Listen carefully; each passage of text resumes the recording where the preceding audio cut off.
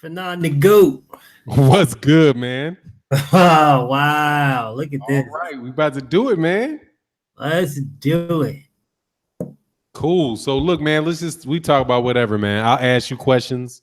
Sure. You ask questions. We'll go, we just roll with it. Let's make it happen. Yeah, man. But I'm glad you're here. Maybe make sure, because I can't see your my icon. Okay, there it is. I got two open. That's the damn problem. I don't know how I wind up having two open. Okay, cool. So hopefully that won't happen again like that. I like that new pick you got, man. That shit is sweet. I like it too, man. I've been looking for one, and I finally found that one. I'm sticking with that one for a while. Yeah, that's what's up, man. I got to tell you, man, I love your channel, dude. I watch your stuff pretty much every video you do. I check it out, man. I love your point of view. You cut right to the point, man. Man, I really like your insight on boxing, man. So I'm glad you were able to make it. Wow. Man, dude, I do the same. I literally watch you every single day. So it's like an honor to hear you say something like that. And that's cool, man. It's cool. We all grinding, man. We all grinding. So I think we already on. Oh. Yeah, it ain't nothing but a thing. Oh, there you go. I just got a little confused real quick. Cool, man. So, yeah, man, let's talk this thing, man. Hey, what's good, Cali Enigma? Jeff, the producer, what's good, man? Thomas Moreland, man. I appreciate you saying that, man. What's going on? What's going on, Moji? Hey, look, I got a special guest today, man. One of my absolute favorite channels, BFTB Boxing. You see him in the live streams all the time, a lot of the times, man. And he's just got a really, really good channel. Best Fight the Best. That's what boxing should be about. So, hey, tell them about yourself, Best Fight the Best.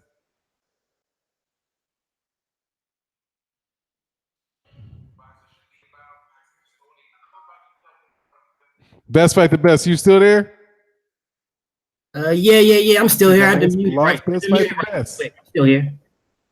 That's all right. Heard already making excuses. Best Fight the Best. You on mute? Yeah, no, I'm good. I'm ready. I'm good now. I was on mute earlier, but I'm good now. I see you talking. Let me see something, man. I'm sorry, y'all, man. I'm messing up. Let me see if I turn. All right, cool. We got it going, man. We got to go. All right. Say something else, Best Fight the Best. Hey, I'm here. Can you hear me? Okay, I have another problem. That was my fault. I figured it out. All right, we good? Yeah, we good. All right, cool. I was messing up, man. I was messing up because I had the wrong thing on mute, so I couldn't hear you. All right, man. So we rolling. Let me start this again, man. I'm glad we got 21 people in the house. What's going on? The Cali Enigma, Jeff, the producer, Thomas Moreland, Moji, Black Ham TV, God's Boxing Corner, Moji again, Joe Newman, Jason Perez. What's good, man? He says, speaking the truth for shutting these haters down. Amen, brother. Keep doing your thing, man. Hey, dude, these dudes get on my nerves, man. Sometimes I gotta act a fool. What's going on, Luke? He said, Hearn making excuses. You know that, dude. He looked like crap. Black Ham TVs, thank you so much, man, for the 16,000. I prefer to have really good people I can talk to, like my man, Best Fight the Best Boxing. What's good, Reggie the Tree? So Best Fight the Best, man. Tell them about yourself. Tell them how you got into boxing and why you started your channel, and let's get the conversation rolling. Cool. I appreciate you once again, Fannon the GOAT. Yeah, I've been watching boxing now since the 80s. I got into it with the not Hagler Hearn, but Leonard Hearns. Leonard Hearns is what got me into it. And then from then on, I've dabbled with it a little bit, making a little bit of videos here and there. And then when Fannon and 78 and greats like that, and then even up now to Marlowe's Corner and all these gentlemen coming in, once that came in, I had to get into it a little bit deeper. Then the Golovkin saga. I used to be a big Golovkin fan until he started to do all that craziness with Andre Ward, and that just threw me off. And then from there, I just, once I started it, since boxing has always been a passion of mine, once I started it hasn't stopped. Now I'm just rolling now. That's what's up, man. Likewise, man. Let me get this super chat. What's going on, Reggie the Tree, man? How you feeling? Now, look, man, we got 43 people in the house. Man, definitely check out BFTB Boxing. Subscribe, man. Listen to this man's content, man. I'm telling you, I like on a regular basis, man, for new uploaders to let people know where they can get really, really good boxing talk, man. Because sometimes you get sick of hearing my voice and other cats you've listened to voice, man. So if you need a fresh break, fresh perspective, cats like BFT Boxing, Marlowe's Corner, cats like that, man. I'm telling you, man, it really is. It'll be a good substitute from the usual, man. And best fight the best cuts right to the chase. Reggie the Tree says, you the man for nine. Some people hate greatness. Keep being great. I appreciate that, man. But look, I ain't fading them dudes at all, man. Honestly, I figure if I start talking about them bad enough, they'll leave me alone. Because this whole thing is crazy. It's the shit whole thing with Anthony Joshua and Deontay Wilder. It's been crazy. It's been established, who's faking the funk and all that stuff. But let me ask you a question, BFTB. What was your thoughts about that last fight, the fight yesterday with Povetkin and Joshua? So I mean, I streamed the hell out of it. I'm telling y'all that right now. I'm not. I refuse to buy DAZN, man. I refuse. I refuse to put a penny in the pocket of a man that disrespects me. It's not going to happen. So I streamed it, and I thought it pretty much was what I expected it to be. People might disagree with me, but hey, man, I had Povetkin winning that fight. I had him clearly outboxing Joshua. Clearly outboxing him. It wasn't even close to me. If he wouldn't have knocked him out, and this is a gripe that people have with Deontay Wilder. They say, oh, he was losing every round and blah, blah, blah. But then he also ends up knocking the guy out. I'm telling y'all, if Joshua did not knock Povetkin out, he was losing that fight. He was losing. Dude, Povetkin is an old man killer. Yeah, if you look at his resume, that's what he had. For Hasim Rahman, for God's sake, whatever. But anyways, about that dude, Povetkin, to me is like he was washed up. He was washed up forever since Erkin Tepper. this dude was just like, to me, he was just horrible. But if you look at what he was doing with Joshua, he was outclassing the dude. Joshua is horrible on the back foot. He cannot box in the back foot at all. And he was backing up that fight a lot. His head movement is trash. He was just getting caught. Did you see him try to do the Philly shell? I've never seen him try to do that before. He tried to do the Philly shell. I'm like, what are you doing? The whole right side of his face was wide open. I'm just looking at this like, are you kidding me? Like, this dude is tailor-made for a knockout loss. Tailor-made. No back foot movement. No head movement. I mean, and they're saying that he's such a great, but I'm like, bro, who are you outclassing? Well, who has he outclassed? What fighter has he outclassed to make himself seem as if he's such a great boxer? I don't get it. I don't see it. Povetkin was just walking this dude down. And had he not got clipped, it would have been interesting. It would have been interesting. Yeah, man. I'm going to tell you what would have happened if he didn't get clipped. Anthony Joshua would have won that 12 rounds to nothing, because they ain't going to give anybody. They're not going to give Alexander Povetkin any rounds in London. Just like you saw with the Joseph Parker fight, where Joseph Parker, there's a lot of people that thought Joseph Parker won that fight. Pretty much. I didn't see Anthony Joshua look particularly impressive. I didn't see him land punches, let alone look impressive. He wasn't landing anything.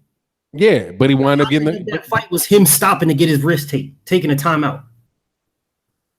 Absolutely. Wawa 9301, 02010. Man, I'm just gonna call you Wawa, man. I'm tripping. What's good for nine? Are they really announcing the venue for Wilder tomorrow? I don't know. We'll see tomorrow, man. I've heard a lot of things that are people talking about, what's going to happen, man. But we got to wait till we actually see it. I'm 100% sure that it's going to happen. Daniel Field, man, me and you be going at it, huh? He said, I've always given you a lot of ish for now, but I appreciate you, big man. I hope Wilder gets through with a tough, awkward fury so we can get it on. Hey, man, respect, Daniel Field. Yeah. And I appreciate you coming to the channel, man, sharing your thoughts, man. We always keep it respectful. We can disagree with one another, man, but it's all good, man. like I said, man, I'm not boxing media, dude. This is my opinion. I just like to have a platform where, boxing fans can talk with one another. And, me and you don't always have to agree on everything, man, but you always keep it respectful. And I try my best to keep it respectful with you, man. And I appreciate you taking the time to listen to the channel, man. B man, what's good, man? He said AJ was gassed out. Yeah. All right, well, let me ask you another question. Hey, just so you guys can get a chance to know BFTB, because honestly, man, we're here on a Sunday evening. I really want to give a spotlight to my man Best Fight the Best Boxing's channel. So hit me in the comment sections with specific questions for Best Fight the Best, so you can get a good idea of of his thoughts on boxing. You don't have to ask about Anthony Joshua and Deontay Wilder necessarily. I always start I always put in the title a particular, specific topic, but it goes off topic a lot of the times, man. So hit me up with some questions for Best Fight the Best Boxing, so you can get a chance to know him. And I think hopefully you guys will go and subscribe real quick, get my man up to this 1,000 subscribers, and start building his deal up, man. Felix Nunez said, "What's up, Fannon? What's good with you?" Tone bangers. AJ is a turd of a champion. So hey, it's all good, Daniel Field. I'm telling you, man. I really do. I understand where you're coming from, and I appreciate the conversation. Yeah, you know what though, Fannon, man, I definitely agree with a lot of these people what they're saying. Like I don't think that if we're all in agreement with everything, that's a boring conversation. So I prefer to have people disagreeing with me, because one, I like to understand their point of view, because my biases might have me blinded to something that maybe I'm not seeing. But then two, it's all a learning experience for everybody. I've talked to many people from the UK that started out diehard AJ fans, and I just asked them simple questions and have them answer it for themselves. And by the end of the conversation, they're either both a Wilder and Joshua fan, or more so not understanding Joshua's moves. So I mean, I'm cool with it both. But you know what? There was something else too that I wanted to address when it comes to Joshua. He's like, man, he's messing up. Like, he's really messing up. If you look at the grand scheme of things, people always talk about, oh well, look at Joshua's resume, blah blah blah. Like, yeah, but you're not fighting the people that is going to put you in the best position for success. They're going to put you in the best position for money. You might get a lot of money when you're fighting these people, but you're not going to get success when you're going into the upper echelon of heavyweights. I mean, let's just be realistic, right? Let's be realistic. There is X amount of heavyweights that are really good, and then the gap between that X and everybody else is really big. It's really big. They say Wilder's so bad. He's so bad. He's got windmills, blah, blah, blah. But what they're not understanding is Wilder has his own style. I mean, and I can break it down even more, but the man has his own style. And that's what makes him so much of a challenge, so much of an enigma to overcome, because there's no book on him. Think about this for the Fury fight, right? Who is Fury going to spar to imitate Deontay Wilder? Who is he going to spar? You cannot spar. Who are you going to spar? What guy are you going to fight in a division that's awkward like Wilder? Who? He doesn't have a set. Like, there's no book. You can't open up the book of boxing and study and say, oh, if someone throws a left, then prepare for the right. If someone throws the right, then prepare for the uppercut. If they step here, prepare for that. Because Wilder does none of that. And the fact of his rawness, how he's come up in the game, he didn't pick up any of those set characteristics that would put him in that category. So now he's built his own style. So in order to compensate for that, you're gonna have to bring in a boatload of people that do just one thing that he does, and then master that. This is going to be a very, very tough fight for Fury. I think it lasts more rounds than people expect, but the second Fury gets touched, it's over with. All right, so Best Fight the Best. We got a question from Mr. Gillian A. And by the way, please deposit the questions for Best Fight the Best, man. I'm telling you, man, I'm just giving him the platform for this live stream, so you guys get a chance to know who he is. Please go and subscribe to his channel. Check out his videos. He does them on a regular basis, man. Very, very insightful, and very, very consistent. And we got to support this man. You are old. I don't know how old you are. I'm about to call you young man, but probably younger than me because you still got black in your beard. I don't have that. But Mr. Gillian says, Fannon, ask him who he has as the number one welterweight right now. So who do you have as the number one welterweight right now? All right, so this is a little bit of a drawn question. I'm gonna get directly to it. My number one welterweight is Spence. Number one welterweight, straight out. But I have a difference for this one, right? Because my pound for pound number one is Crawford. I don't want people to get that misconstrued in any type of way. Pound for pound is a mythological thing. You know, there's nothing factual about it. It's everybody's opinion. My opinion is the pound for pound king is Terrence Bud Crawford. But the best welterweight is Errol Spence. I think Errol Spence walks through everybody. I think his toughest competition is Terrence Crawford. And that, to me, right now, I'm leaning towards Spence just because Spence is just he's a bigger guy. He's ruthless. This dude is a savage in the ring. And people, it is something else that when I watched one of your videos before, Fannon, I watched one of your videos, and you gave me some serious insight to this when you're like, if we're stacking, I don't want to go with the resume piece. That's a whole different thing. But if you're just stacking up them fighting, if you're looking at them fighting, this man was a 135, 140, whatever the case may be, 140-pound fighter. I mean, the guys that he's fighting, I don't think any of them could have beat Kell Brook. As in, let alone beat Kell Brook, I don't think any of them could have hurt Kell Brook. Matter of fact, I think if Kell Brook fought anybody on this man's resume, he destroys them. That's my opinion. I think he destroys all of them. They're just too small. So then when you look at what Spence did to Kell Brook, and then you look at Errol moving up to fight this savage in the ring, that's going to be a difficult one. That's going to be a very difficult one for Bud to overcome, man. I don't know how he's going to do it, but I'm eager to see it. That's what's up, man. We got Reggie the Tree. Reggie the Tree says, Fannon, let him know that I'm subbed and ask him who is his favorite fighter all time and what is his favorite style to watch. That's from Reggie the Tree. So what is who's your favorite fighter all time and what's your favorite style to watch? Favorite fighter all time. I'm gonna have to go with Hearns. I'm gonna have to go with the Hitman. Favorite all time. Dude was a savage, man. And not only was it savage, if you look at what he's done. Now, I would have stuck with the normal pick that people say, like a Roy Jones or a Mike Tyson or something like that. And don't get me wrong, I love Roy.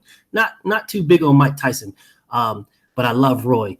But Hearns, man, if you look at the era that he was in and the people that he was fighting and the legacy fights, the savage victories that he had and the savage fights that he had, and then how many ranks that he went through, how many divisions he went through, man, that dude, he doesn't get the praise that he deserves. What's the name you used again?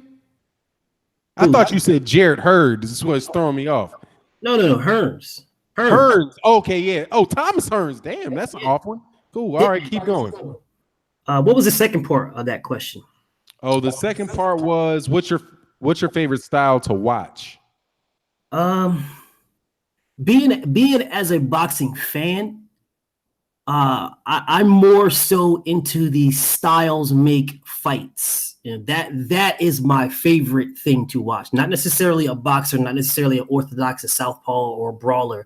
I'm more of the style because that's what's going to give you the excitement, the excitement of the fight. If you pit two boxers together, I mean, you have to come into this fight knowing that this is not going to be a knock 'em out, drag 'em out fight. This is going to be more of a skill versus skill. So you have to come in with that mindset. And if you can come in with that mindset, this is a skill versus skill fight, you'll be highly entertained.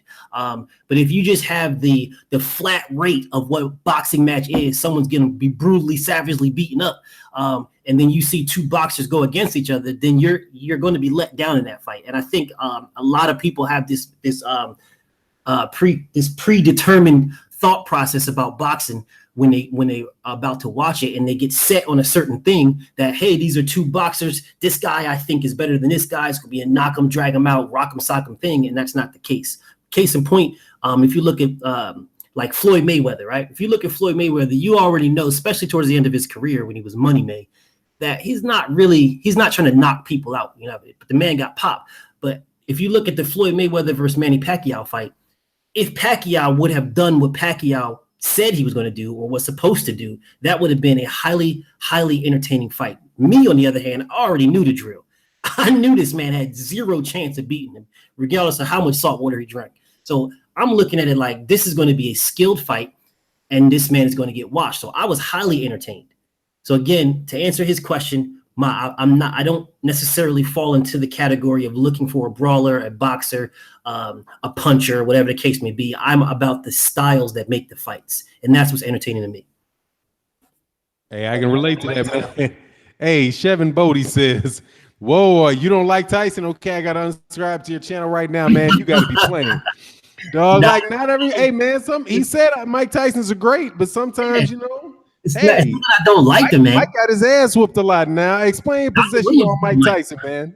For Chevin Bodie throws unsubscribes. Yeah, Go ahead, man. You do, man. I don't really beg for subs. If that's what they want to do, that's great. I'm like I said before on 78's channel, I would prefer to have 5 people that can relate versus 1,000 that just come to hate. So I mean, if that's what it is, that's what it is. But for Mike, I don't dislike Mike. I don't hate the man. I think he was I think dude had very exciting fights. But it's the things that he's done lately, the stuff that he said lately. You know, that's the type of stuff that sort of turned me off. Same thing with Floyd. You know, some of the stuff that Floyd's doing lately too sort of turns me off from the man. If you look at like Mike, why is he hating on Wilder? What's the point? What's with all this hate? I'm not understanding that. And I've done my research to try to figure out, did they disrespect each other in the past? I mean, and it's nothing like that. It's all just been about when people ask Wilder, you know, if he can, you know, how would he handle Mike? Could he beat Mike? What is he supposed to say? He's supposed to say, no, this man will smack me around the circle and knock me out the ring. No, he's a champion. He's a fighter. He's a boxer. He's supposed to say what he said.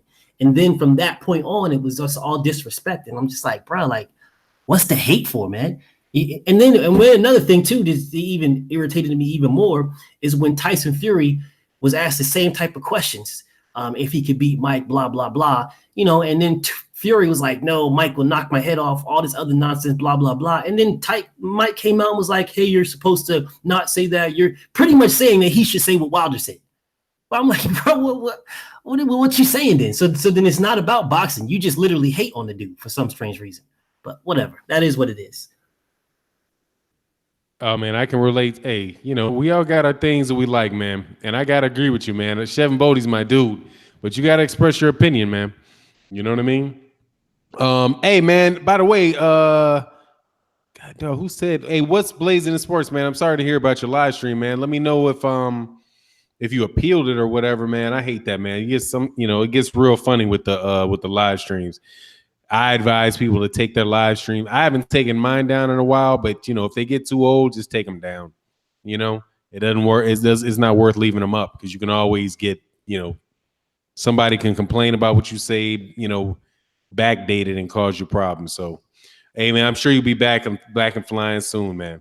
Let me go back to it. Said, they didn't give me a reason. I have no strikes, no copyrights, no email. I just woke up and it says I can't stream. Google how you can find out what that is. Wow. Huh? They say they just unsub. They just. Nah, I know that there's a way. You just have to look. It's hard to find the reason. I can't remember. I can't instruct you on how to find the reason, but I advised somebody else who had the same problem. Just go to Google and find and say, how can, you know, my live stream, you know, rights got revoked, and you'll be able to find what the explanation is. But it's often some like funny place that you have to look for it. And then after you do that, then you appeal, and because they will tell you why that happened. They're not going to, but sometimes it's just really hard to find, you know, their explanation for it. But let me go to this. Abdul bin Bobby Atabi. What's good, man? He said, allegedly Wilder said that Tyson didn't beat anyone significant or something like that. Well, I disagree with that now. I mean, you know, I disagree with that. Tyson beat some good people, man. He especially towards like once he got popping, all he fought, if you look at his resume, all he fought was the top people. Now they might not have been, what people wanted them to be or whatever the case may be, but I mean, they were still where they were at, ranked where they were at, champions, whatever the case may be. I mean, he fought a lot. Matter of fact, he fought damn near everybody because everybody wanted him. They didn't want the outcome, but they wanted the paycheck that came with him. So this isn't a Joshua type thing where people want to fight Joshua for the money. They already knew that ass whooping was coming severely, but they still wanted that bread that came along with it. There was nobody else, with Mike. That was it. It was Mike Tyson or nobody. I mean, hell, they had video games up. Matter of fact, I still got that one. Matter of fact, I'm gonna play that after this live stream, just because. Yeah, Mike Tyson fought everybody. Everybody. I mean, win or lose, Mike Tyson fought everybody. Mike Tyson fought Lennox Lewis. He fought everybody except for Riddick Bowe and George Foreman. Other than Riddick Bowe and George Foreman, he fought everybody. He probably would have fought George Foreman if he didn't go to prison. Yeah. But no, he's fought everybody, man. But my thing is this with Wilder and Tyson. Wilder is a very he's a very honest and forthright guy. And just because sometimes when you really tell people what you think, you can offend them easily. And Mike Tyson was the type of guy who, although he was very, very confident, was also very, very gave a lot of deference to older champions. Especially Ali and Rocky Marciano and Dempsey. Those were like his guys right there. Yeah, absolutely. So I remember one time he had an interview. I don't know if it was on the Tonight Show or if it might have been Arsenio Hall that he was on, where Muhammad Ali was there, and they asked him what he could do with Muhammad Ali, and he would say, there's no way that I could beat Muhammad Ali. In his heart, he might have thought, because he had never lost at the time and he's knocking everybody out, he might have thought, that he can beat anybody, but it's just something he didn't say. Yeah. And when I first started paying attention to Deontay Wilder, that was the thing that turned me off from Deontay Wilder. Because right after Anthony Joshua won the Klitschko fight, because similar to, God, I'm trying to think. Didn't you just say, BFTB, that you were a Joshua fan, or you said you were a Gennady Golovkin fan? Golovkin fan, yeah. Yeah. I was never a Joshua fan. I was originally an Anthony Joshua fan around the time that he beat Klitschko. Like, I had seen him fight, but Klitschko, for that short bit of time, he won me over because he was the speech he gave after the Klitschko fight was so polite. It was so professional. And he just seemed to be very humble, and it was a great moment for him, Yeah. And I was really feeling good for him. And Wilder, on the other hand, was somebody that was beefing with Mike Tyson. And I was like, look, even if Deontay Wilder believed that, had an issue with Mike Tyson, he could just be respectful of Mike Tyson enough to, not get into the argument with him.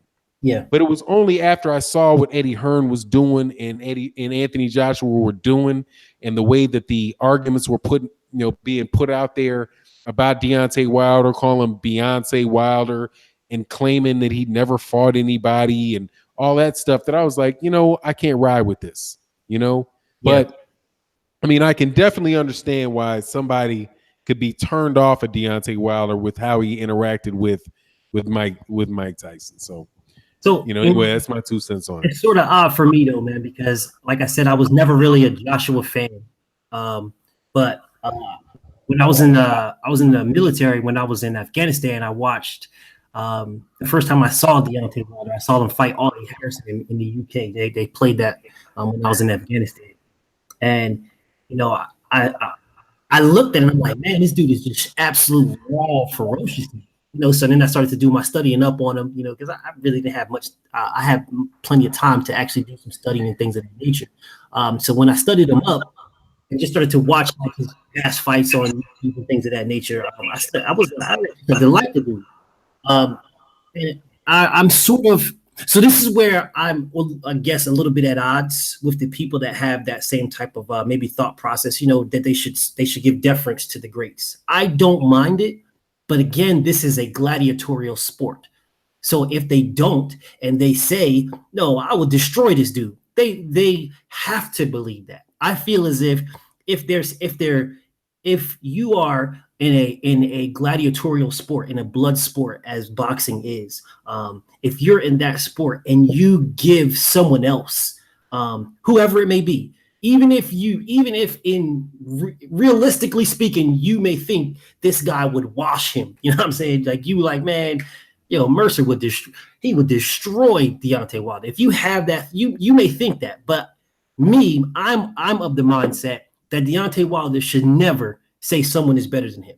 I'm in the mindset that any fighter, not just Wilder, any fighter should not say someone is better than them. They should say, prove it. You know what I'm saying? Because again, this is a gladiatorial sport. Now, if you want to give deference to the greats, I don't mind that, and I support it.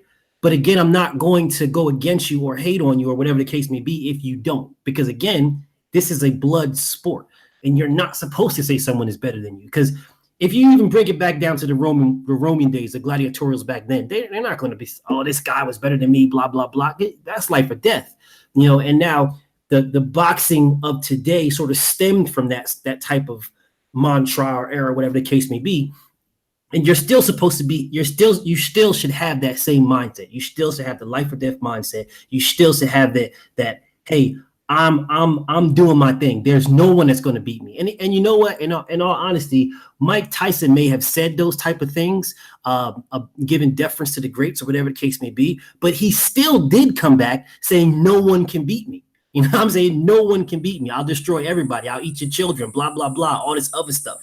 You know what I'm saying? So there was never, oh, well, so Mike just gives that. He doesn't think these guys can beat. He may have said one thing because to me, Mike was a little sensitive. Don't get me wrong, dude's a savage, but he's still sensitive as hell. So in the timing that he was asked those questions, he said what he said due to the environment that he was in. That doesn't mean he actually believed it. Now, I mean, I don't know if he did or didn't. That's my opinion on whether he did. Oh, I'm sorry, man. I was on mute too quick. Yeah, absolutely, man. I think that's a great point. Shoot, I'm with you. My only, I think it's also dictated on people's, personalities. Of course. I'm somebody personally where I'm, you really gotta, if you push me, we can go. But if we're cool, I'll just kind of, let people do their own thing, man. But my point of bringing that up was more that, that put me off about Deontay Wilder originally. Yeah. But, when you start looking and seeing like, hold on, man, this dude, there's one thing about Deontay Wilder, man, that I've found to be the case. Anything that he said, he's been consistent with. Even when Dillian White tried to put that text out and say that, he can prove something. I read the text and I was like, that's exactly what Deontay Wilder said in public. I said what I mean? There was nothing different about that. What he said was, look, I have no problem fighting with you, but Eddie Hearn ain't running shit over here. So if he wants to do what I want him to do, then we can fight and we'll make it easy. But if not, he's not going to force me into fighting you because I don't have to fight you. Yeah, you might be the mandatory, but I ain't got to fight you for another 2 years. Yeah. He's not going to force me to fight you when I want to fight Anthony Joshua. So if you want to fight him, tell Eddie Hearn to either, I think at the time he was talking about, put him on a contract. But let me skip to this next question real quick. Lawrence RB says, Fannon, what kind of strategy is required to beat Spence, Jermell, and Bud? Well, looking at my opinion of what strategy is important to beat Spence and Bud, it's pretty much each other's style. Pretty much. Yeah, Spence is gonna. In order to beat Spence, you're gonna have to be able to box, stay away from him, and make it very difficult for him to find you, and for him to cut you off, put you into a situation where he starts beating you up. Yeah. And with Bud Crawford, you got to keep him from moving. You got to make him fight. And you got to hurt him to the body. So pretty much, those guys are like, they're like a Reese's peanut butter cup, man. You know, right there, man. They match each other. Now Jermell on the other side? I don't know what it takes to beat Jermell because he's a little bit of a hybrid, man. That dude will box, that dude will fight. You know what I mean? So tough one, man. That's a tough one. Tough. I don't know, man. Put it like this. I'm going to have to see it. I'm put it like that because I can't really say no, but nobody can never be beaten, blah, blah, blah. I can't really say that. But when it comes to certain fighters, man, in order to believe it, I got to see it. I can't tell you what style is going to beat them because they have something that overcomes another person's style. There are two things. One is a chin, because if you can get hit and you ain't going down, then you're still there. And then heart. If you got the heart to get hit and keep going, sort of like not sort of, exactly like Wilder versus Ortiz, then bro, I don't know how you beat them. Good. Let me go to this comment section real quick. I thought I saw a question, man. Yeah. Deontay would have had a big problem with Ray Mercer. Mercer had one of the best chins in heavyweight history. Philip, man. Go ahead. I don't know about that one. I would say he had one of the best jabs. I don't know about the best chins. He had a good chin. He had a damn good chin. But when you're talking about getting hit by arguably the hardest puncher in boxing in probably history, I mean, it might be a different. Some questions might have got answered. Yeah, I mean, here's my thing with it, man. If Ray Mercer was fighting now, and I think Deontay Wilder has the ability to, I mean, because he has the ability, he really does have the ability to hurt you. And in the heavyweight division, whenever you have the power to really hurt with somebody with either hand, you're a danger to whoever you get in the ring with. Because, the human physiology, man, it is what it is. If he can cut off them electrons from going, if he can cut out the circuitry in your spine, it is what it is. You're going to go to sleep, And yeah. I think he's got enough power where if he hits you, anybody, you can go to sleep. So somebody to beat Deontay Wilder has to be very, very defensively responsible and very, very, very patient. Because I think Luis Ortiz is probably the most difficult guy to beat in all of boxing. Without question. And the problem with him was, it was like, yeah, he could fight, he could win rounds, but he's going to get hit. And when and people want to talk about how he almost stopped Deontay Wilder in the 7th round and forget that he almost got knocked out in the 5th. Yep. I mean, it wasn't the first time. I mean, he wound up knocking him out in the 11th, but it wasn't like, I mean, Luis Ortiz was lucky that bell rang. He got saved at the end of the 5th. Otherwise, he'd have been out then. You would have never got to hurt him. And then Deontay Wilder got hurt, overcame it, got his stuff together, and then knocked him out again, which is the only real worry that I have for Anthony Joshua and why I think Deontay Wilder should ignore him. I think Deontay Wilder, at this point, should ignore Anthony Joshua and make Anthony Joshua come to the United States. I agree. Because even when I think that Povetkin was going to get knocked out, but man, that referee, after he had him hurt, was running over there to stop that fight, man. You seen that too? Running over there. Oh, stop. No more. We got one knockdown and you still look dizzy. No, stop it. If Deontay Wilder goes over there to the UK, I'm telling you, if he gets hit once, they're going to stop the fight. I wouldn't doubt it. I definitely wouldn't doubt it. If he looks like he's off balance for a punch, they're going to stop that fight. It's a fucking fraud. Yeah. I mean, I definitely wouldn't doubt it. I mean, this dude, if he steps on a wet spot in the ring, that they might call that one. Oh, they're gonna call a fight. Yeah. Mo G says not happening for Fannon. AJ will never fight out the UK. Yeah, he will. He'll have to. He will. He will because somebody gonna knock his ass out in the UK, man. I mean, if you just take a look at the tweet, so this man he's putting himself in a corner. Well, I don't really know if he put himself in a corner because he don't really care about corners. His fans are good enough that he'll just walk out of the corner. But if you look at what he's done, right? He put up a tweet asking the fans, who does he want him to fight? Who does he want? And the world knows who they want you to fight, dude. Stop acting stupid. You know what I'm saying? So it is overwhelmingly Deontay Wilder, and then right behind Deontay Wilder is Tyson Fury. It's overwhelming. So, but let me go back right quick because I want to talk about something that you brought up when it comes to Ortiz, in the Ortiz and Wilder fight. So people fail to realize Deontay Wilder's ring IQ. I'm telling you right now, if you look at the first 4 rounds, actually the first 5 rounds before Deontay Wilder dropped them in the 5th, if you look at those rounds, if you listen to the crowd, they actually started to boo a little bit because Deontay Wilder was taking Luis Ortiz out of what Luis Ortiz normally does. Luis Ortiz is probably the best boxer. I think Tyson Fury is the best boxer. I think Luis Ortiz is a better fighter overall than Tyson Fury because Luis Ortiz can punch harder, and he probably has just enough reach and his ring IQ. But if you look at what Luis Ortiz does great, he's a counterpuncher. He's probably the best counterpuncher. But if you're on the front foot, it's a lot harder to counterpunch. You know, you generate your power or your counterpunching from someone else's aggression. And if you look at what Deontay Wilder did, he took Luis Ortiz out of being able to be the aggressive counterpuncher. Wilder got on his back foot. People were like, "Oh, he's getting outboxed," but you're not looking at this man's ring IQ. You're not looking at what he did. I'm telling you right now, he studied this. I don't know for sure, but just based on his previous fights and that fight, he studied this fight. He gave Ortiz the respect that Ortiz deserved, and he allowed Ortiz to be the aggressor. And then Wilder became the counterpuncher. If you remember when they say they both hit each other at the same time when the beginning of the end started, and Wilder was back on the ropes and Ortiz was coming forward and then he hit him, boom. That's not what Ortiz does. That's not how Ortiz fights.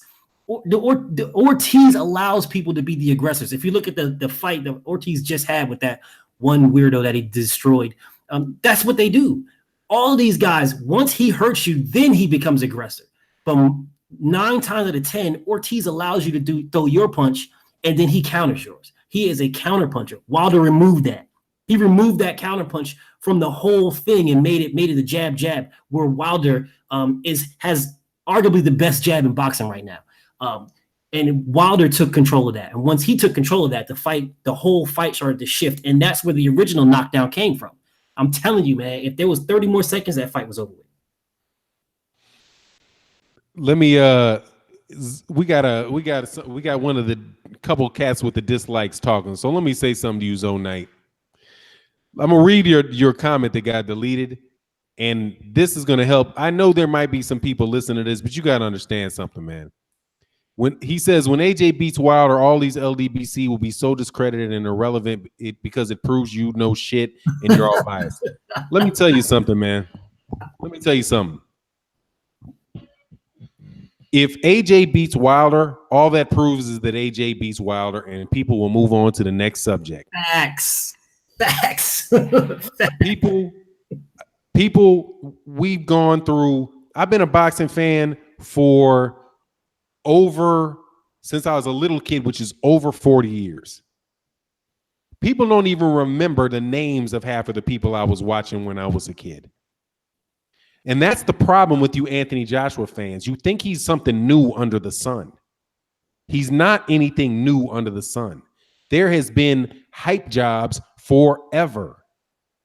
And a dead telltale sign of a hype job is somebody that will turn down a $50 million guarantee not to fight. There's a reason why that happened. If Anthony Joshua beat Deontay Wilder, we would say, okay, good, you're right. Now, what's going to happen in the Errol Spence Terrence Crawford fight next week? Facts. What's going to happen with Canelo Alvarez, Gennady Golovkin 10? Yeah. We will be right on to the next boxing match because we're fans of the sport of boxing.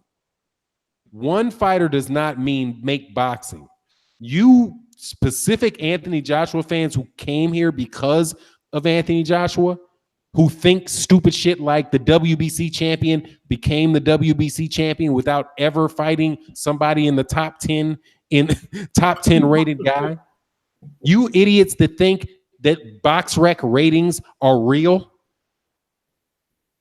will still be here. Yeah. I was here when I thought Mike Tyson had a chance to beat Lennox Lewis. He got his ass whooped, and oops, I was wrong. I kept on moving. It's guys like you that won't be around. because you're gonna cry in your soup and go back to fucking snooker and darts. Yeah. So those type of people, man, those are the type of people that had Tommy Morrison destroying Mercer. That's those type of people. And after Mercer damn near decapitated him, they just faded off into the sunset and just popped back up later on down the line, when Klitschko came back into play. But whatever. I wanted to address him.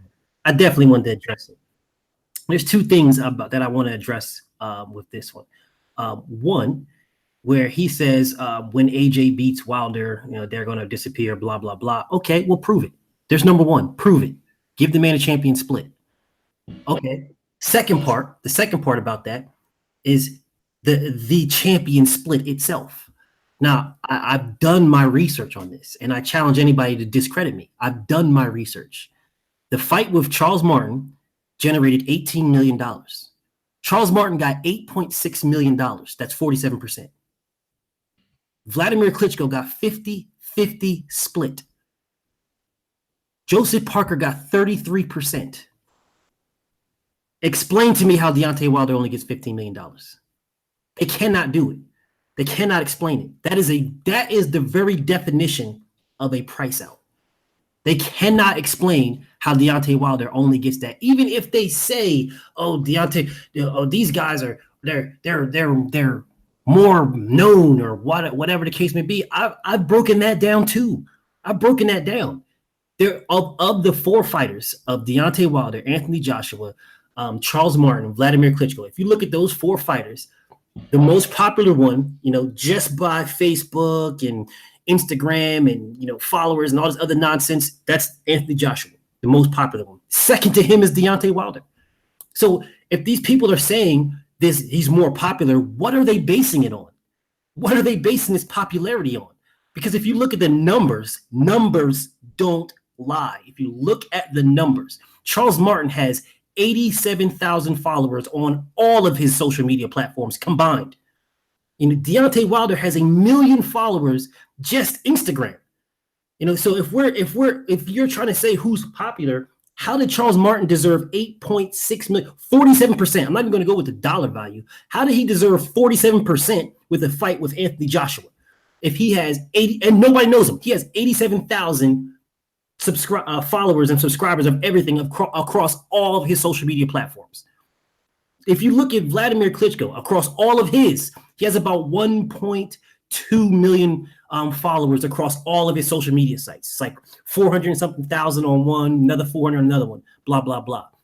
But again, Deontay Wilder has about 200,000 less just Instagram, about 200,000 less than everything of Vladimir Klitschko. And if you're looking at Joseph Parker, he's not even close. He's not even in the same room. So if you're saying it's based on who is known, how is he known? Well, then explain how Deontay Wilder is the only one that gets a flat fee, but all these other guys get percentages. If Joshua wants this fight, it can happen. He doesn't want it. It's just that simple, man. And I give these guys the numbers, and then I make them come back to me and explain their point. Like this weirdo, this whatever this dude's name, Zoe Knight, this weirdo dude is saying when the fight happens. You guys, they're living in La La Land, Fannon. Like if they go back a year, just go, not even a year, go back 2 years, go back to the beginning of this whole debacle. This whole debacle. Wilder was not calling out Joshua. People need to understand this. Hearn and Joshua called out Wilder in 2016. All Wilder said was, I was going to let the young boy live, but since you're calling me out, let's make the fight now. Now, it's so weird that now they're saying, Wilder wasn't calling me out. I heard nothing about Wilder calling me out until the Takam fight. After the Takam fight, he wasn't saying anything. I'm like, what? Dude, what are you talking about? What? And then I broke it down. I did a complete timeline of this nonsense. They're going back and forth. So this dude Josh was talking about, I never heard anything about it. But you were asked this very same question when you won the IBF title we're about to defend it with Brazil, and you're saying, I don't, when I get my experience up, the Wilder fight will happen. Listen, what are you talking about then? It just blows my mind. And I slam these dudes on a consistent basis. These weirdos that talk about when the fight happens. Well, all the cards are with you. So what do you mean when the fight happens? The fight can happen. They say, oh, Joshua's A side. He's the A side. So he controls this, he controls that. Okay. I concede to you. Fine. If that's what you want to say, fine. Joshua's the A side. So if the A side is the one that makes everything happen, wins the fight because you make everything happen. This man Wilder told you exactly what needs to happen. You decided to forego that and make up your own conclusions on what you think needs to happen. So then I guess you really don't want it because you're the A side, remember? You hold all the cards. It just drives me crazy, bro. It drives me crazy. I got a little long-winded, so let me pause on that one.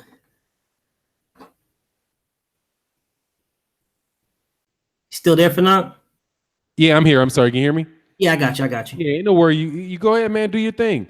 I'm gonna put a link in here to anybody that wants to be the A side in their next boxing match.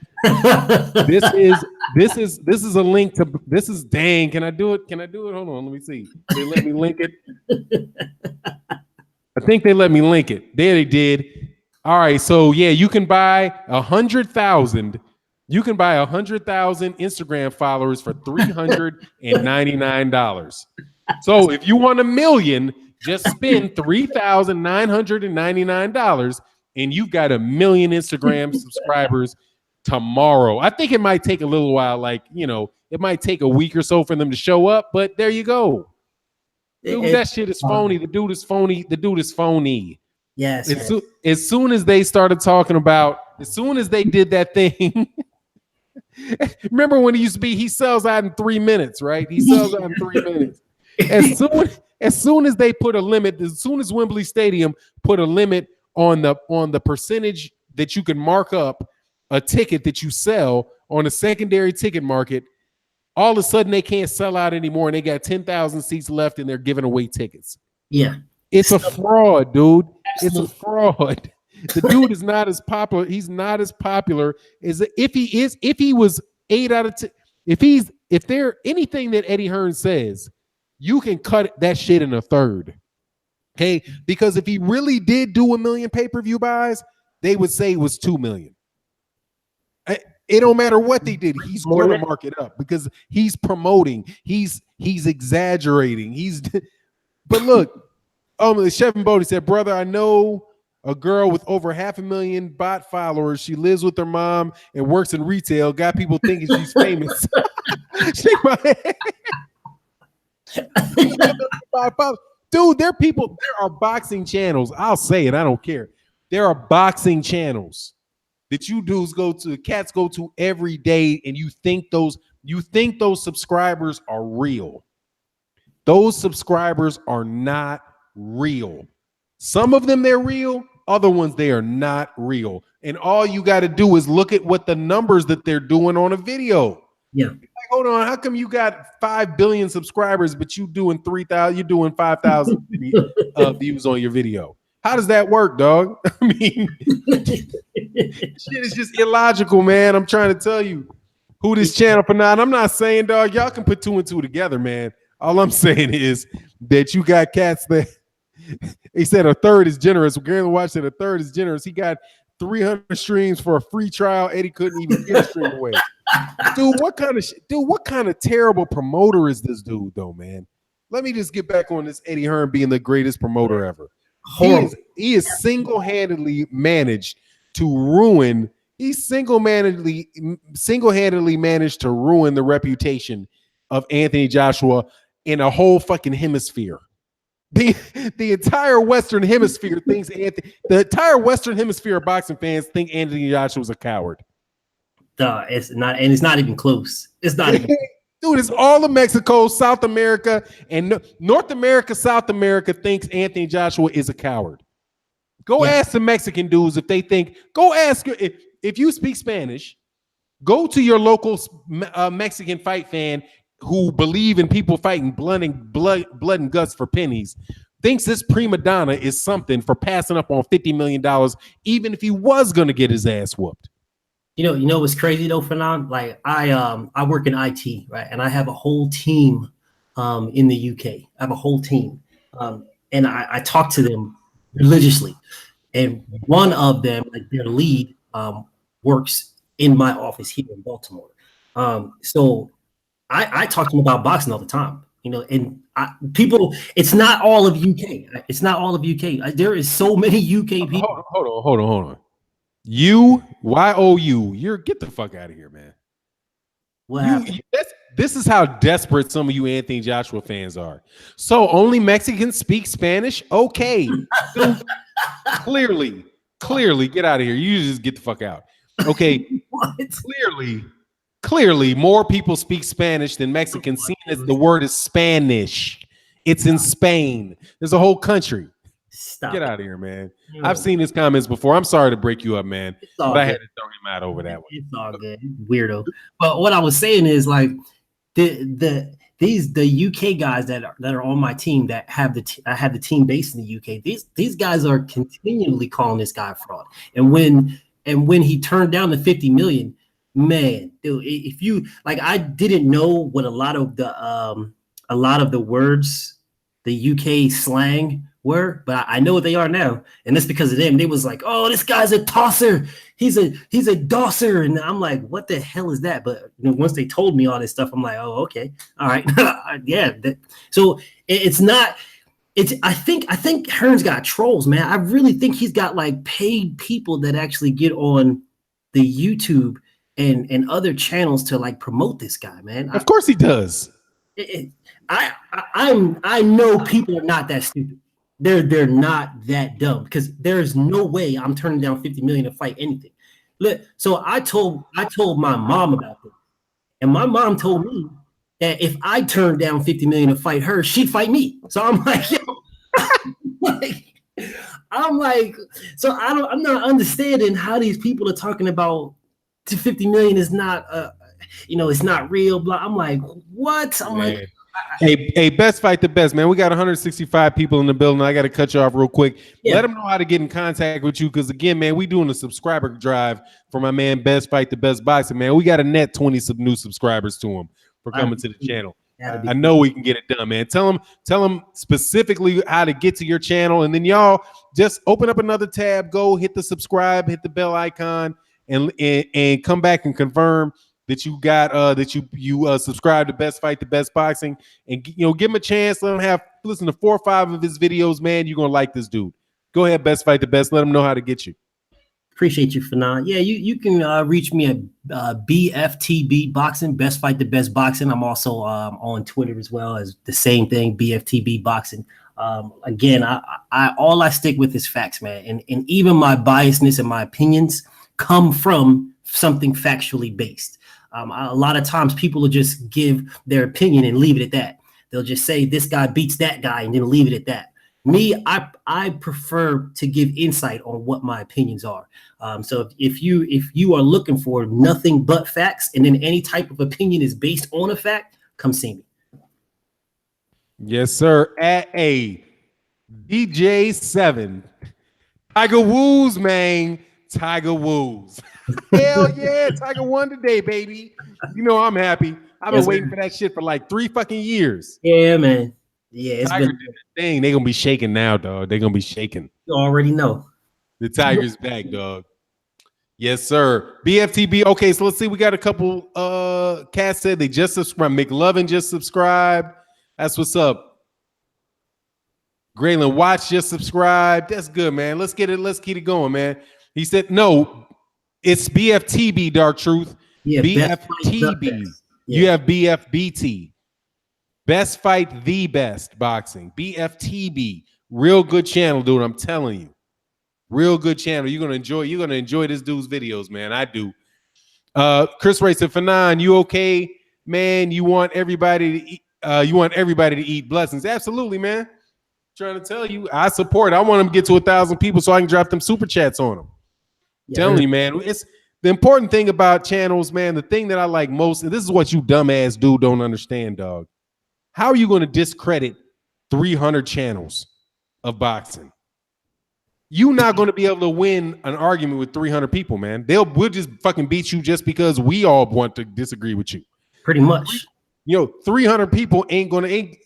If you disagree with 300 people, dude, more than likely you're wrong. Now, there's a chance that you might be right. It's very slim. dog, it's it's not looking good for you, dude. But it's a whole bunch of cats who are very, very, very dedicated boxing fans. And I just want to help just continue to grow the network, man, because it's better that you have, if you don't feel like listening to me, what's going on, Expert Genius? You don't feel like listening to me, you don't feel like listening to Blood Boxing or somebody, she pop in, but so you're like, shit, I wonder what BFTB has to say about this. I wonder what Cali Enigma has to say about it. I wonder what Beverly Rose Boxing got to say about it. And you know what I mean? Oh, it said LeGrand Griff said, I'm subscriber 267. That's what's up. Yes, sir. Listen to what my man Tone Bangers, you got a channel? Yeah, I got to check you out, man. You should, as much as you're around. Deion Washington said Eldrick. Mama named him Eldrick. I'm going to call him Eldrick. Oh, yeah. I wish everybody would call him Eldrick Woods, because then they would know that the dude is black, because you couldn't hide. Be like, who is this dude? Eldrick Woods. That's a Negro. You know it. Yes, sir. Fans' perspectives. AJ also said he wanted 50 million. Shake my head. That poll means nothing to me. He's a proven liar. Man, why you got a poll? What? There's no other poll, dude. There's none needed, man. It's not needed. People already know who your nemesis is. That's like Floyd Mayweather talking about who y'all want to see me fight next. You know what I'm saying? Back in the Pacquiao area. Everybody already knew who we want. We wanted you to fight Pac. Cut the BS, man. There's no need for no poll.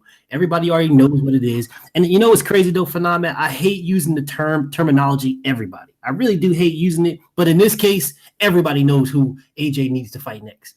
Matter of fact, everybody knew who AJ needed to fight last year. When Hearn came out, and people fail to realize this, Hearn came out after the Takam fight, and he said Deontay Wilder guaranteed will be fighting Anthony Joshua next. That fight is guaranteed to happen next. That's what he said. Those are his words. He said it on video. He said it, and everybody was coming at me like, oh, yeah, BFTB, yeah, you just need to just relax. Hearn has decreed it. He has said it. He has decreed that it will happen in 2018. Well, now here we are in 2018. And this dude is saying 2019. Look, just cut the BS. The fight's not happening until 2020. Just when Joshua said it. He's not in the 8-fight plan. You know what I'm saying? He's nowhere near any of that nonsense. The fight will happen 2020. In April 13th, it'll be Joshua White. You put whatever poll you want up. It's not happening. The only way it'll happen if Wilder fights Joshua is if they give a champions split. Period. If they don't do a champion split, it ain't happening. Oh, dude, it's funny, man. The thing, Barry the Truth said Barry Hearn ethered his own son. Dude is tripping, man. But the funny thing is, man, that they come with this. We need to know by December 1st if you're fighting us. Stop it. Like, hold on, man. What is this? You trying to tell me you want him to sign up before he knows what his pay-per-view numbers are, before he becomes lineal champion? You're like, hold on, man. You got to do this fight now until you get, because otherwise, you might get more money than I want to give you. It gets better though, Fannon. It gets better. So understand this, right? What do people say? So this is what people do, right? If you're a fan of a specific fighter, and this happened a lot in the Golovkin era, when it came to Ward. If you're a fan of a specific fighter, then when another fighter calls that fighter out, when he is scheduled to fight somebody, then the first thing they say is, oh yeah, of course he's trying to call him out right now. It's so ironic that he's calling him out when he's scheduled to fight somebody, blah, blah, blah. But where are the AJ fighters saying this at? Because they were saying this when Wilder was calling him out when he was about to fight Eric Molina. They were saying this when Wilder was calling him out when he was about to fight Vladimir Klitschko. Of course, Wilder's going to say something now. He's already scheduled to fight somebody. But what about what is the difference now? This man Wilder is signed to fight Fury, the lineal champion, on December 1st. That fight is signed, sealed, about to be delivered, and yet all of a sudden now Wilder is supposed to get into negotiations and then sign a contract now while he's already scheduled. And it's okay for these guys. It's completely okay. They have nothing to say about it.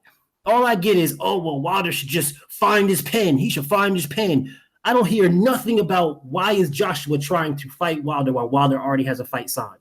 Nothing. But if the shoe was on the other foot, like it's been consistently, it's always, oh, Wilder's calling him out while he's about to fight somebody. Wilder doing this. Wilder fight Ortiz, or Wilder fight this person, blah, blah, blah. But they hear nothing about it now. The irony is pathetic, man. Yeah, man, they be some wild dudes, man. So let me know where we at. We're about an hour. Let's go by. We're gonna go a little bit longer. Yeah, these dudes are wild, man. Let me go make sure we got if there's any other questions specifically, man. Kesh Alexander, what's going on? Kesh Alexander said, I love how the offer continues to raise, Fannon. Some promoter Eddie is. I mean, dude, God dog, man. There's not a worse. I don't think there's a worse promoter in boxing. Nah, man, he's bad. He's pretty bad. Yeah, he's pretty bad. Maybe Kathy Duva. I mean, but I think because I think the only person stock to drop worse than Anthony Joshua's in the United States has been Sergey Kovalev's. Yeah, I'm gonna have to agree with you, man. Definitely have to agree with you. Definitely. That Kovalev just disappeared, man. I thought the dude died. He just fell off the face of the earth. I'm just like, bro, like you are bad, man. You are just like pathetically, horribly bad. You know he's about to fight again. They got the rematch for him. Oh man, they got to get a pound of flesh out that dude. He's in debt, man. Dang, I feel bad for this dude. I do and I don't because he's a racist piece of shit. Yeah, he got what he deserved, and he should have let it go. Because what have happened to him was, hey, by the way, man, somebody said, man, I love the channel. Where was it? But Big Brother is about to start the season in 45 minutes. Hey, man, you got to do what you got to do. Daniel Field said, you literally don't agree with this. You literally don't agree with this fool. Who's the fool? Daniel, you coming out of you getting a little wild out there, huh, Daniel? Slow down, dog. Slow down, man. I cannot make 163 people just think some shit I'm making up. Let me try this. Let me see if I can say something to you and make you believe some shit that is absolute trash. Okay. Does anybody believe that Manny Pacquiao is a pound for pound better fighter than Sugar Ray Robinson? Because Manny Pacquiao won more weight classes, won more championships, and won more weight classes than Sugar Ray Robinson is. He's the greatest fighter since in the history of boxing. I am Fannon, and I believe that. Do you think I can make somebody believe shit? That's what you miss. It's hard to convince a whole bunch of people of something that's complete and utter bullshit, especially if they know what they're talking about, which is why more than likely you're not going to win this whole, the LDBC is going to fade away if Anthony Joshua wins because, dude, I'm writing 8 out of 10 fights easy. Yeah. 8 out of 10 boxing matches in boxing right now, you know the outcome before the shit starts. Pretty much. There's every once in a while is a fight you might not be sure about. Like I wasn't sure about Luis Ortiz, Deontay Wilder. That shit worried the shit out of me. I ain't gonna lie. I think I was on the phone with Ty Legacy, and I was like, God, dog, man, I got to tell you, dude. I mean, my mind says Wilder, but my heart says Wilder. My mind tells me this dude could be in some trouble, and I was right. Dude could have been in a lot of trouble, but I don't feel that way about Alexander Povetkin and Anthony Joshua. The only question for me with Povetkin and Anthony Joshua was, is it going to go the distance? But I didn't even think it would. I thought he'd knock him out in 4 rounds. Yeah, and I was on the same thing. The only in 7. Yeah, the only fight that got me, the only fight that had me worried. I really wasn't worried about the Wilder Ortiz fight. I had Wilder knocking him out. I had Wilder knocking him out in 4, though, to be honest. But it took him a little bit longer than what I expected. But the outcome is what still happened. But the only fight that I was worried about was the Loma Riggle fight. You know what I'm saying? I like both. I was more of a Riggle fan because of what happened to him, but I love Lomachenko. I knew what was going to happen. Oh, you were worried about that? I knew Lomachenko was going to beat him. Hey, Stagey Cosnos, man, much love in the super chat, man. I definitely appreciate it. And you paying in pounds, or is that pound? That's euros or pounds, man? I always forget that dollar. But man, I definitely appreciate you, man. Yeah, I just wanted Rigondeaux to get a payday. I did videos on it and the whole thing, and I was like, hey, man, I want to see him. This is why he deserves it. And then I was like, but, at the end of the day, it's 2 weight classes. Yeah, pretty much, yeah. And that's really, for people that are really hardcore on Terrence Crawford versus Errol Spence, that dynamic is in play. 100%. 100%. That guy, dog, this dude is a shitload bigger than I thought he was and a lot stronger than I thought he was. And these punches ain't hurting him, and he's not fucking stopping. That type of shit can come into play, dude. Because I just asked somebody just a couple pounds up. I'll be like, okay, What do you think about Terrence Crawford, Jermell Charlo? Who wins? Almost nobody is picking Jermell Charlo to beat Terrence Crawford. I mean, excuse me, the other way around. Almost nobody's picking Terrence Crawford to beat Jermell Charlo. I mean, I wouldn't either. I would pick Crawford to get knocked out savagely. Exactly. And really, is there any great difference between Jermell Charlo and Errol Spence, size wise? Yeah, man, I don't see that much, man. It's not that great a difference between those two dudes. What I really think is Terrence Crawford and Bomac, because listening to Trail Boxing Talk, man, I'm telling you, the one thing that stood out to me was they talked about how he was going to eat his way out of the division and how he wasn't going to be in that division very long. That's what I think that all these guys are hoping on. They're hoping that Errol Spence Jr. eats his way out of that division. But see, I don't see that happening, though, because Errol's a professional, man. I don't see that. I think Errol's going to stay in whatever weight class he wants to stay at. He can go to 54. He could definitely go there, but I mean, I don't see him leaving. Why? He's in the glory division at this current moment. So, I mean, he could just rack up. He is the draw. I mean, and that's clear without question. Errol Spence is the draw. If you got people coming up from smaller ranks that's trying to fight him, you got people from the middleweight wanting to fight him. I mean, he is the draw, regardless of who's the biggest pay-per-view star, regardless of who's the star, blah, blah, blah. You got Canelo wanting to fight him. You've got Mikey Garcia wanting to fight him from two weights above and damn near 2 weights below, and they're trying to fight this guy.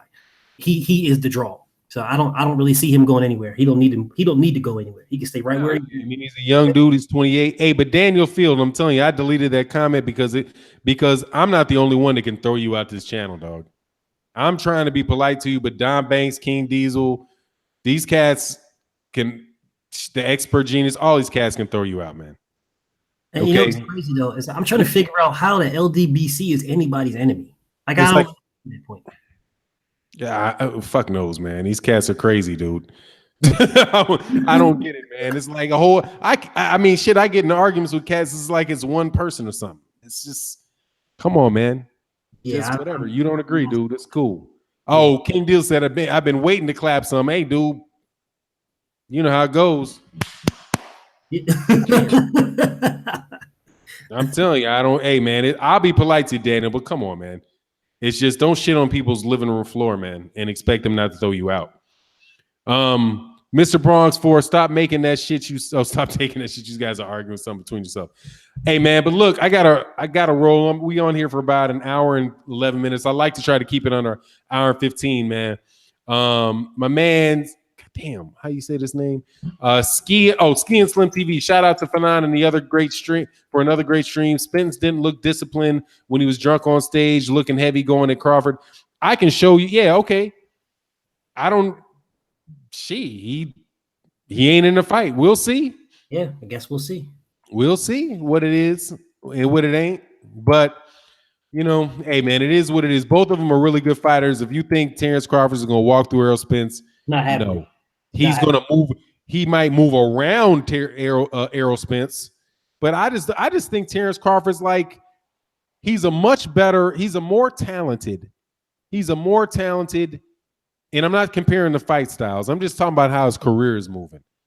He's a much more talented version of Tim Bradley. I think he's just dedicated to Top Rank, and the only thing that's going to get Terrence Crawford to fight Errol Spence Jr. is if just like Bob Arum said, it gets to the point where it's pay-per-view. But even then, man, you got a battle going on between CBS and why would ESPN agree to have one of the fighters they're paying fight on a co-promotion with Showtime? It's happened before with Showtime and HBO, but now you're talking something between CBS and ESPN. You know, I don't see that shit happening too soon, man. Nah, man, that's sort of I'm with you on that one, man. It's something behind that. Something's being left out in that. Yeah, it is what it is. But look, man, let me get your final words, man. I hope we got the 27. I think it was 30 subscribers we're trying to get, man. Hey, Cornelius Littlejohn, man, you missed the whole thing, man, because we're gonna jump off, man. It's Sunday evening. I'll be back on tomorrow morning.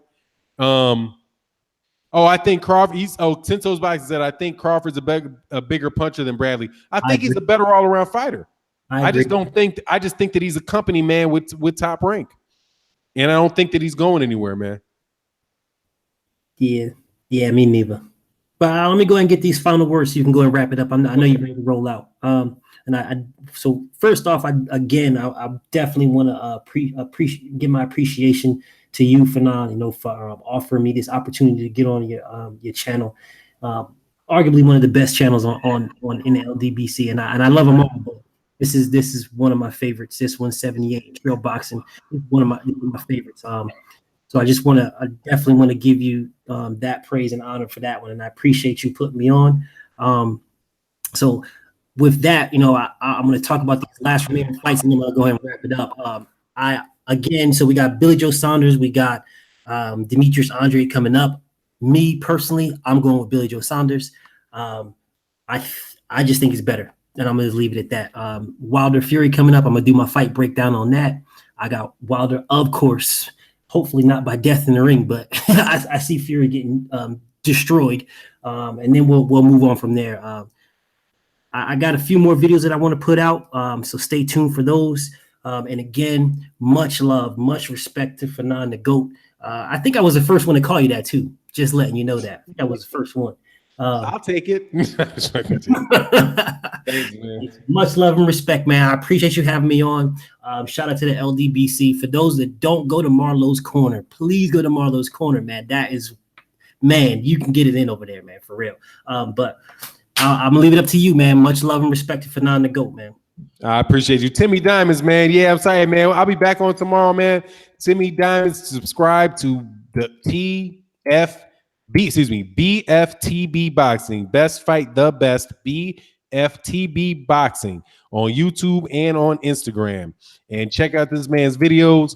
And also, man, Timmy Diamonds, man, much love in the super chat. I really appreciate you. Appreciate everybody that came to the chat this evening.